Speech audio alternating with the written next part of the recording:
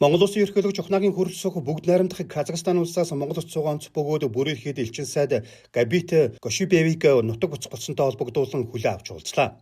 Элчин сайд Монгол Улсад ажиллах хугацаанд хоёр орны харилцаа хамтын ажиллагааг өргөжүүлэн хөгжүүлэх, ард түмний найрамдал нөхөрлөлийг бэхжүүлэхэд үнэтэй хувь нэмэр оруулсныг ерөнхийлөгч тэмдэглэлээ. 2024 онд ерөнхийлөгч Токаевын Монгол Улсад хийх төрийн айлчлалын хүрээнд хоёр улсын харилцааны түвшин шат тахиулж, стратегийн түншлэлд хүргэн харилцааны нэгэн шинэ үеийг эхлүүлсэнийг онцоллоо. Элчин сайдаар ажиллах хугацаанд Монголын төр засаг ард түмэн бүх талаар дэмжин хамтран ажиллаж байсанд Кошубев талархал илэрхийллээ. Мөн Казахстан нь Монгол Улсын Төв Азийн бүс нутаг дахь анхны стратегийн түнш орон болсонд сэтгэл хангалуун байгаагаа хэлээд харилцаа хамтын ажиллагаа улам өргөжин хөгжинэ гэдэгт итгэлтэй байгаагаа тэмдэглэлээ. Ерөнхийлөгч хөрөлсөг хоёр орны харилцааг шат ахиулан хөгжүүлэхэд оруулсан хувь нэмэр хүчин чармаалтыг нь үнэлж, элчин сайд Кошубевиг найрамдал медалаар шагналаа.